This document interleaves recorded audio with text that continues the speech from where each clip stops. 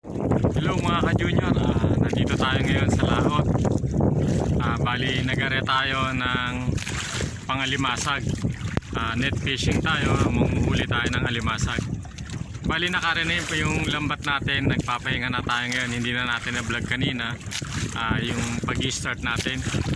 Medyo maulan kasi kanina at maalon-alon. Mababasa yung ating mga gadget. Ayan mga ka-junior, oh. Makikita nyo yung paligid. Pag pinatay natin itong headlight lang yung ilaw natin. Ayan mga ka-junior, yan ang status ng dagat. Ayan. Pag walang headlight, bali kasama natin si Son Official.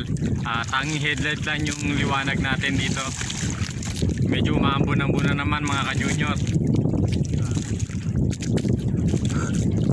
Bali season ng alimasag ngayon, simula ngayon halos araw-araw muna tayo maghuhuli ng alimasag, maglalambat. Yung nakaraang vlog ko kasi hindi ko na hindi ko na siya na-upload gawa nung medyo maulan. Hindi nag-success, hindi nag-function yung natin, yung pagkaka-video natin. Tulad nito ngayon, medyo umaambon-ambon na naman mga ka-junior. Malamang magtatago na naman tayo sa kapote. Bali itong mga ka-junior, ito yung bangka natin.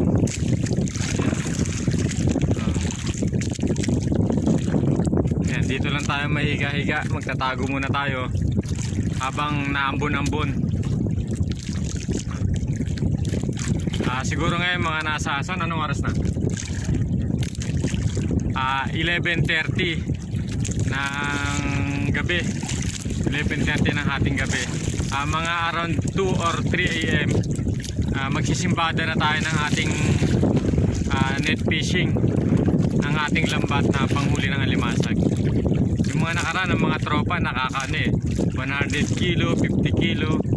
Yung mga time na yun, bali gumagawa pa tayo ng ng lambat. Ayan mga ka-junior, antabayanan nyo na lang ulit mamaya yung next vlog ko pag naghango na tayo ng ating lambat.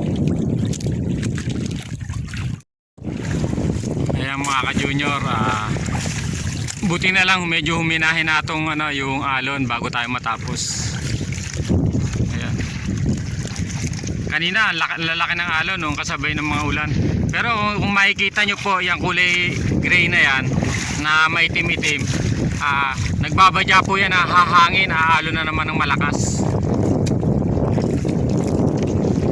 Ayan o. Ayan yung mga panabi natin.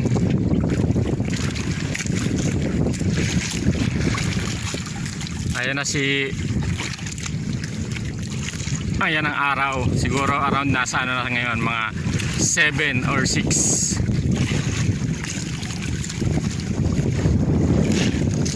Ayan, may nagiba ng sapra. Sa lakas ng alon, ayan, nagiba ni sapra.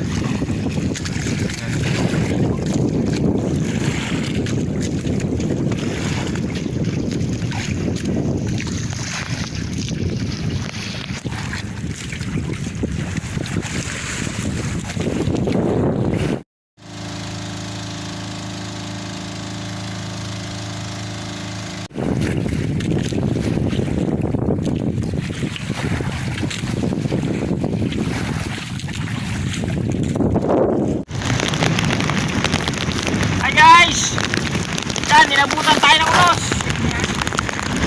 Tanggalin mo na yan.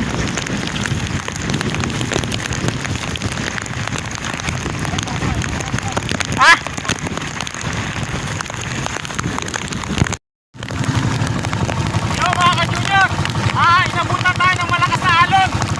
Ito yung pinapakita ko sa inyo kanina na kulitin. Bumagsak na ho siya. Hindi na lang, pauwi na tayo.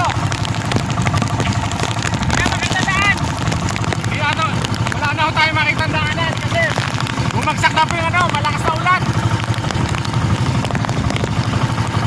Ganyan talaga ang buhay dagat. Pag naabutan tayo sa laot, no choice tayo kundi umuwi.